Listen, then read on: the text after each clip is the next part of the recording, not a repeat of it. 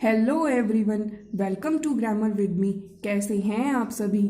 I hope आप सभी अच्छे होंगे और आपकी तैयारी बेहतर ढंग से चल रही होगी। तो चलिए शुरू करते हैं हिंदी व्याकरण का नेक्स्ट लेक्चर, जो कि क्या है, विशेषण। देखिए विशेषण क्या है। जो शब्द संज्ञा अथवा सर्वनाम की विशेषता बताते हैं विशेषण कहलाते हैं। देखिए विशेषण क्या है। इससे पहले मैंने आपको संज्ञा सर्वनाम पढ़ा चुकी हूं कि क्या संज्ञा होती है, क्या सर्वनाम होता है। क्लियर है? ठीक है। तो संज्ञा और सर्वनाम की विशेषता बताने वाले शब्दों को हम क्या कहते हैं? विशेषण कहते हैं। जैसे राम बुद्धिमान लड़का है। अब यहाँ पर राम क्या है? राम है संज्ञा। तो राम कैसा है? बुद्धिमान है। तो उसकी विशेषता बताई जा रही है यहाँ पर कि वो बुद्धिमान है। तो इसलिए बुद्धिमान शब्द क्या हो जाता है यहाँ पर? विशेषण। ठीक है। तो संज्ञा और सर्वनाम की विशेषता बताने वाले शब्दों को हम कहते हैं विशेषण। क्लियर? नेक्स्ट देखिए। अब देखिए आप विशेषण के भेद। विशेषण को व्यवहारिक दृष्टि से विशेषण के 4 भेद हैं। गुणवाचक विशेषण, सार्वनामिक विशेषण, संख्यावाचक विशेषण, परिमाणवाचक विशेषण। देखिए एक बार मैं इसको एज अ चार्ट आपको दिखाती हूँ। देखिए ये है आपका विशेषण। 4 प्रकार के होते हैं, 4 भेद हैं विशेषण के। सार्वनामिक, गुणवाचक, संख्यावाचक, परिमाणवाचक। जो सार्वनामिक विशेषण होते हैं वो 2 प्रकार के होते हैं, मौलिक सार्वनामिक विशेषण और यौगिक सार्वनामिक विशेषण। तो कितने सार्वनामिक विशेषण? 2 प्रकार के होते हैं, मौलिक और यौगिक। क्लियर? गुणवाचक। उसके बाद संख्यावाचक। संख्यावाचक भी 3 प्रकार के होते हैं, निश्चित संख्यावाचक, अनिश्चित संख्यावाचक और परिमाण बोधक। और जो निश्चित संख्यावाचक विशेषण होते हैं वो भी 5 प्रकार के होते हैं, गणनावाचक, क्रमवाचक, समुदायवाचक, आवृत्तिवाचक, प्रत्येक बोधक। ठीक है। और जो गणनावाचक निश्चित संख्यावाचक सर्वनाम है वो 2 प्रकार के होते हैं, पूर्णांक बोधक और अपूर्णांक बोधक। तो ये क्या है? विशेषण के भेद है। ठीक है। देखा हमने 4 भेद होते हैं, सार्वनामिक, गुणवाचक, संख्यावाचक और परिमाणवाचक, और इनके भी प्रकार देखे।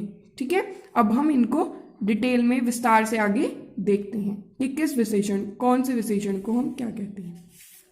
चलिए तो क्या था फर्स्ट यहां पर? गुणवाचक विशेषण। गुणवाचक विशेषण क्या होता है? जिन विशेषणों से संज्ञा या वस्तु के गुण, रंग, आकार, दशा, अवस्था, रूप आदि का बोध होता है उन्हें गुणवाचक विशेषण कहते हैं। देखिए जैसा कि हमें नाम से ही पता चल रहा है, उस किसी भी संज्ञा से मतलब किसी व्यक्ति के गुण की बात चल रही है कि वो क्या गुण है उसके अंदर, क्या क्वालिटी है उसके अंदर। ठीक। तो उसके गुण, रंग, आकार, दशा और अवस्था, रूप आदि का बोध होता है। सभी विशेषणों में इनकी संख्या सबसे अधिक होती है।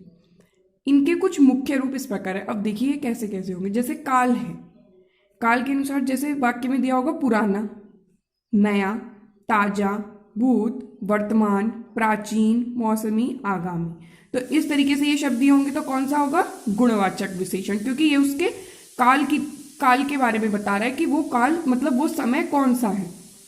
ठीक है। इसी तरह स्थान, भीतरी, बाहरी, ऊपरी, सतही, पूर्वी, दायां, बायां। ठीक है। स्थानीय, देशीय। ठीक। तो इस तरीके से उसके स्थान के बारे में बताया जा रहा है, मतलब उसका गुण बताया जा रहा है यहाँ पर, क्वालिटी। ठीक। तो वो गुणवाचक विशेषण। इसी तरह आकार में क्या दिया होगा? गोल, चौकोर, समान, लंबा, चौड़ा, सीधा, तिरछा। ठीक है, ये हो गए। और रंग दिया होगा हरा, लाल, चमकीला, धुंधला, ठीक आदि। दशा, पतला, मोटा, भारी, गीला, सूखा, गरीब, रोगी, पालतू। ठीक। तो इस तरीके से ये क्या है, मतलब उसके संज्ञा या सर्वनाम के गुण का हमें यहाँ पर पता चल रहा है। और गुण में ऐसे भी हो सकता है जैसे बुरा, सच्चा, झूठा, बुरा। ठीक है। बुरा, सच्चा, झूठा, उचित, अनुचित, पापी, दानी, न्यायी, दृष्ट और सीधा। तो इस तरीके से जहां पर उसके गुण का हमें पता चल रहा हो कि वो संज्ञा या सर्वनाम कैसी है, नई है, पुरानी है, ठीक, कहाँ पर है, अंदर है, बाहर है, ठीक, आकृति में कैसी है, समान है, चौकोर है, ठीक है, रंग उसका कैसा है, हरा है या लाल है, दशा उसकी कैसी है, पतला है, मोटा है, ठीक, कैसा है, ठीक है, बुरा है, सच्चा है, झूठा है। तो इस तरीके से उसके वो हर गुण, आकार, दशा, अवस्था के बारे में जहां पर बताया जाए वो कौन सा विशेषण होता है, गुणवाचक विशेषण। क्लियर, ठीक है, समझ आया। नेक्स्ट हमारा आता है सार्वनामिक विशेषण। सार्वनामिक विशेषण क्या है, निजवाचक और पुरुषवाचक सर्वनाम के अलावा अन्य सर्वनाम जब किसी संज्ञा के पहले आते हैं तब वे सार्वनामिक विशेषण कहलाते हैं। अब देखिए, सर्वनाम, सार्वनामिक कहाँ से बना, सर्वनाम से। मैंने आपको सर्वनाम पढ़ाया था, अगर आपको याद हो, देखिए यहाँ पर देख लीजिए थोड़ा सा। सर्वनाम में मैंने आपको क्या बताया था, सर्वनाम के प्रकार बताए थे, क्या क्या पढ़े थे हमने, पुरुषवाचक पढ़ा था, पुरुषवाचक जिसमें क्या था, मैं, हम, ठीक। फिर हमने क्या, निजवाचक, निजवाचक क्या था, आप था, ठीक है। और क्या था, संबंधवाचक,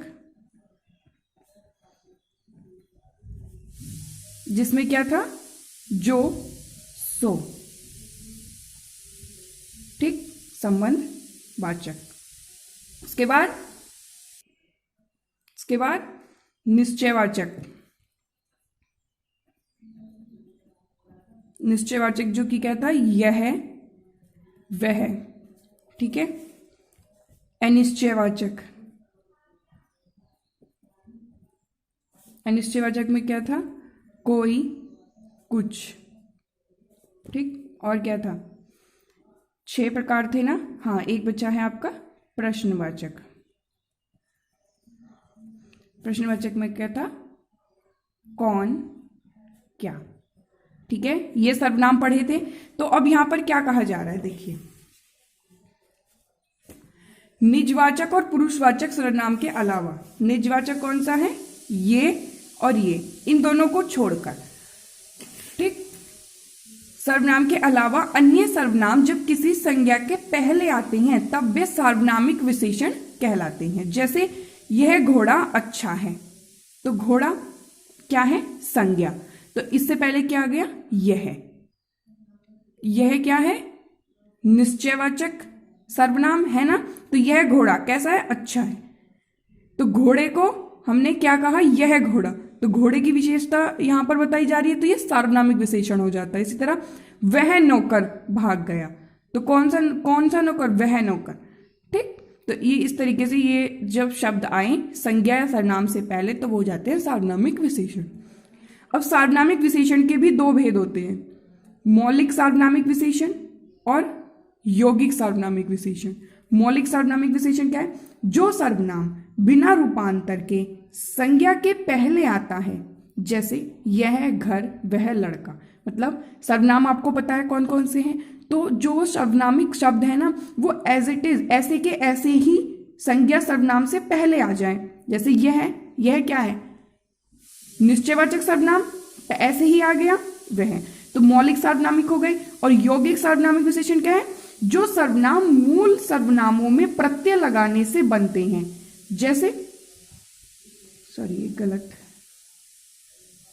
जैसे कैसा आदमी, जैसा देश इत्यादि, ठीक। तो ये जो हमारे सार्वनामिक शब्द हैं वो आपने पढ़े हैं, 11 होते हैं, तो उनमें से तो ये नहीं है, तो ये प्रत्यय लगाने से बने। जैसे जो और सो है, ठीक, तो उसका बना दिया हमने जैसा।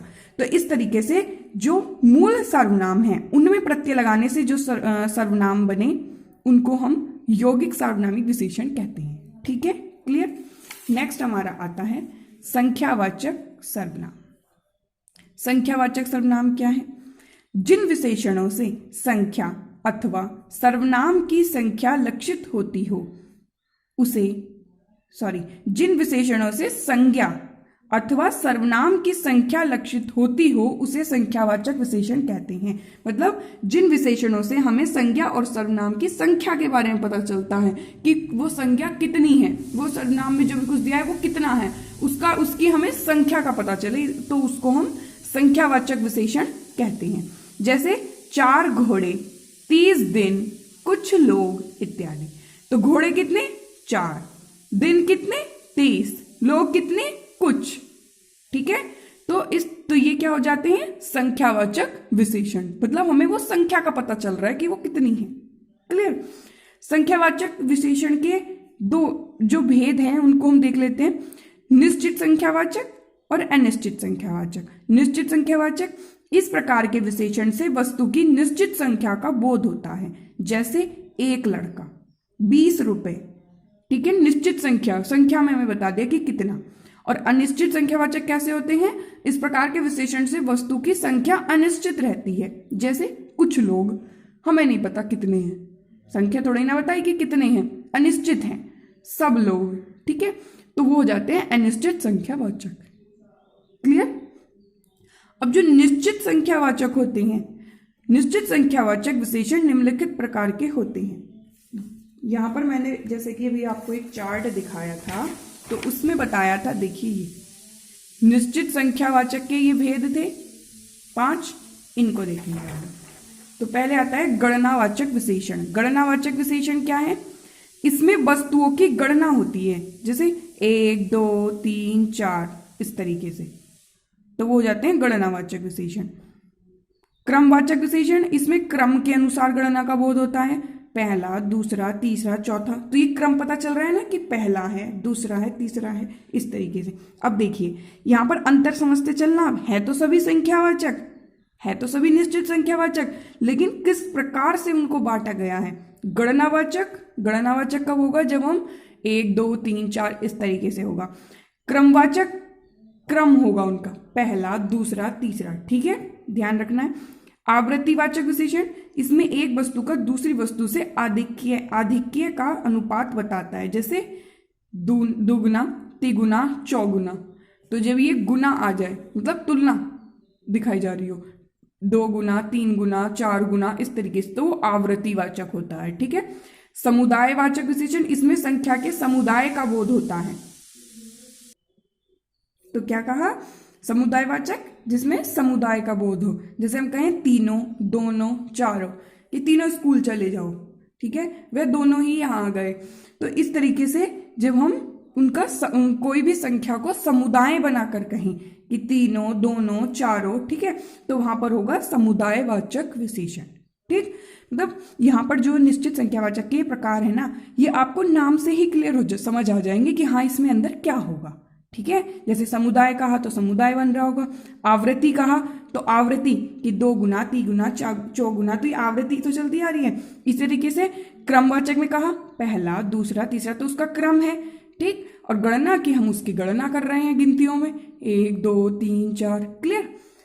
आगे नेक्स्ट आता है प्रत्येक बोधक विशेषण। प्रत्येक बोधक विशेषण क्या था? इसमें अनेक वस्तुओं में से एक हर एक का बोध होता है, जैसे प्रत्येक, हर एक, 2, 2, सवा सवा। मतलब नाम से पता चल रहा है ना प्रत्येक बोधक, तो क्या होगा? इसमें अनेक वस्तुओं में से हर एक का बोध होगा। जैसे हम वाक्य में कहेंगे कि प्रत्येक, हर एक, 2, 2, सवा सवा, इस तरीके से। ठीक, तो वहां पर होगा प्रत्येक बोधक सर्वनाम, विशेषण। क्लियर? नेक्स्ट आता है हमारा परिमाण बोधक विशेषण। परिमाण बोधक विशेषण क्या है? जो विशेषण किसी वस्तु के परिमाण यानी मापतोल का बोध कराता है उसे परिमाण बोधक विशेषण कहते हैं। परिमाण समझ रहे हो? परिमाण यानी मापतोल। ठीक है, तो जिनको हम मापतोल का बोध हो, जिन शब्दों से हमें, वो परिमाण बोधक विशेषण होते हैं। जैसे सेर भर दूध, थोड़ा पानी, सब धन, और घी लाओ, तोला भर सोना, कुछ पानी। तो जितनी भी ये मैंने संज्ञा यहाँ पर आपको बताए, संज्ञा शब्द जो हैं, क्या हम इनको तोल सकते हैं? माप तोल सकते हैं ना। यहाँ पर हम माप तोल ही तो रहे हैं। कितना पानी? थोड़ा। सेर भर दूध, सब धन, तो माप करी तो कह रहे हैं माप तोल सकते हैं ना इनको हम। तो इसलिए यहाँ पर क्या है? परिमाण बोधक विशेषण। समझ आया? विशेषण के चारों प्रकार समझ आए? ठीक है, ठीक है। परिमाण तो चारों विशेषण के चारों प्रकार क्लियर हो गए। चलिए अब कुछ शब्द होते हैं इसमें, जैसे एक आता है प्रविशेषण। प्रविशेषण क्या होता है? प्रविशेषण हिंदी में, ठीक, तो क्या देखते हैं? प्रविशेषण। हिंदी में कुछ विशेषणों के भी विशेषण होते हैं, उन्हें प्रविशेषण कहते हैं। तो प्रविशेषण किसको कहते हैं? जो विशेषण के भी विशेषण हो। ठीक, जैसे अर्चना अत्यंत सुंदर है, तो देखिए यहां पर अगर मैं कहूं कि अर्चना सुंदर है, तो सुंदर यहां पर विशेषण हो गया। अब इस सुंदर की विशेषता बता दी अत्यंत, कि कितनी सुंदर? अत्यंत सुंदर। तो विशेषण सुंदर हो गया, इसकी विशेषता बताई अत्यंत ने, तो ये क्या हो गया? प्रविशेषण। तो जो विशेषण की विशेषता बताए उनको हम प्रविशेषण कहते हैं। ठीक है, नेक्स्ट, श्याम बहुत तेज विद्यार्थी है। अब हम तेज, तेज विशेषण, विशेषण की विशेषता क्या बताई कि कितना? बहुत। तो इस तरीके से ये जाता है प्रविशेषण। इसी तरह क्षत्रिय बड़े साहसी होते हैं, तो साहसी तो अपने आप में एक विशेषण है, उसकी भी विशेषता के लिए जो शब्द प्रयुक्त किए हमने वो होते हैं प्रविशेषण। क्लियर? चलिए अब एक आता है कि विशेष्य और विशेषण क्या होता है। तो विशेष्य और विशेषण क्या है? तो विशेषण तो आपको पता ही है क्या है, जो विशेषता बताते हैं संज्ञा सर्वनाम की। विशेष्य क्या है? जिस संज्ञा या सर्वनाम की विशेषता बताई जाती है वह विशेष्य कहलाता है। क्या है विशेष्य? कि जिस संज्ञा या सर्वनाम की विशेषता बताई जाए उसको हम विशेष्य कहते हैं। उदाहरण, काला घोड़ा दौड़ता है। अब दौड़ता कौन है? घोड़ा। कैसा? काला। तो ये तो काला है, विशेषण। अब ये काला हमने किसको बताया? किसकी विशेषता बताई? घोड़े की। तो वो क्या हो गया? विशेष्य। तो समझ आया कि जिसकी हम विशेषता बताएं वो होता है विशेष्य, और जिन शब्दों से उसकी विशेषता बताई जा रही है वो शब्द होते हैं विशेषण। समझ आया? इसी तरह सुशीला सुंदर कन्या है, तो सुशीला सुंदर कन्या है, तो सुंदर विशेषण हो गया, उसकी विशेषता बता रहे हैं। और सुंदर कौन है? सुशीला। हम सुशीला की विशेषता बता रहे हैं, तो वो क्या है? विशेष्य। ठीक है, समझ आया? क्लियर? अब देखिए, अब एक होते हैं तुलनात्मक विशेषण। तुलनात्मक विशेषण क्या है? दो या दो से अधिक वस्तुओं की विशेषताओं के मिलान की तुलना को दर्शाने वाले विशेषण तुलनात्मक विशेषण कहलाते हैं। क्या है? कि दो या दो से अधिक वस्तुओं की विशेषताओं के मिलान की तुलना को, मतलब यहां पर दो विशेषताओं की तुलना होगी तो उसको तुलनात्मक विशेषण कहते हैं। तुलनात्मक विशेषण की तीन अवस्थाएं होती हैं, मूलावस्था, उत्तरावस्था, उत्तमावस्था। मूलावस्था क्या है? जैसे देखिए उदाहरण है यहाँ पर ये अधिक। अधिक क्या है? मूल अवस्था है। तो अधिक की उत्तरावस्था क्या होगी? अधिकतर। और उत्तमावस्था अधिकतम। ठीक है, इसी तरह उच्च, उच्चतर, उच्चतम, निम्न, निम्नतर, निम्नतम, प्रिय, प्रियतर, प्रियतम। तो इस तरीके से जब हम उनकी अवस्था बताने लगे यहाँ पर मूल शब्द की, तो वो हो जाता है तुलनात्मक विशेषण। जैसे अधिक, अधिकतर, अधिकतम। तो बस आपको इतना याद रखना है, इसमें से सिर्फ यहाँ से ये पूछा जा सकता है कि जैसे आपको दे दिया ये शब्द अधिक, ठीक है, क्वेश्चन दे दिया अधिक, अधिक की उत्तमावस्था बताओ कि अधिक की उत्तमावस्था में क्या शब्द आएगा। ऑप्शन दे दिए 4, तो उनमें से एक होगा अधिकतम। तो आपको याद रखना है कि अधिक को हम उत्तमावस्था में अधिकतम कहते हैं, इसी तरह उत्तरावस्था में इसको अधिकतर कहते हैं। तो यानी उत्तरावस्था में तो तर लगाकर और उत्तमावस्था में तम लगाकर बदलना है इनको हमें। ठीक है, तो समझ आया तुलनात्मक विशेषण। तो इस तरीके से आपका विशेषण हो जाता है कंप्लीट। समझ आया आपको? एक बार मैं रिवाइज करा देती हूँ शुरू से। देखिए ये थे हमारे विशेषण। अब आपको मैं बताऊं सार्वनामिक विशेषण। सार्वनामिक विशेषण क्या है? जो क्या पढ़ा था आपने? सर्वनाम पढ़े थे। तो निजवाचक और पुरुषवाचक सर्वनाम के अलावा जो सर्वनाम के 6 भेद होते हैं ना, तो उनमें से 2 को छोड़कर, ठीक, अन्य सर्वनाम जब किसी संज्ञा के पहले आते हैं तब वे सार्वनामिक विशेषण होते हैं। ठीक है, तो सार्वनामिक विशेषण बस सर्वनाम से याद रखना है। ठीक है, ये मौलिक होते हैं और यौगिक। मौलिक जो मूल सर्वनाम आए और यौगिक जो मूल सर्वनाम में प्रत्यय लगाने से बने। क्लियर। गुणवाचक विशेषण क्या था?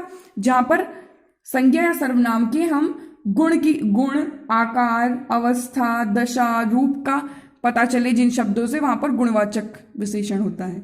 संख्यावाचक विशेषण जहां पर संज्ञा सर्वनाम की संख्या का पता चले कि वो कितनी है। ठीक, संख्यावाचक के 3 भेद, निश्चितवाचक, अनिश्चितवाचक, परिमाणबोधक। निश्चितवाचक में आता है गणनावाचक। गणनावाचक में आपके क्या आते हैं? 1, 2, 3। ठीक। क्रमवाचक में आपका क्या आता है? पहला, दूसरा, तीसरा। समुदायवाचक तीनों, दोनों, चारों समुदाय बनाकर। आवृत्तिवाचक, आवृत्ति में क्या था? 2 गुना, 3 गुना, 4 गुना, ये था। प्रत्येक बोधक, प्रत्येक, हर एक, ठीक है, सवा सवा, 2 2, इस तरीके से। तो ये विशेषण संख्यावाचक। और आपका फिर था परिमाणवाचक। परिमाणवाचक वो होते हैं जो जिनको हम माप तोल सकें, जिन शब्दों से हमें क्या बोध हो कि हम माप तोल रहे हैं। जैसे क्या? थोड़ा पानी, सेर भर दूध। ठीक, इस तरीके से माप तोल वाले शब्द जब प्रयुक्त हो वहां पर होता है परिमाणवाचक विशेषण।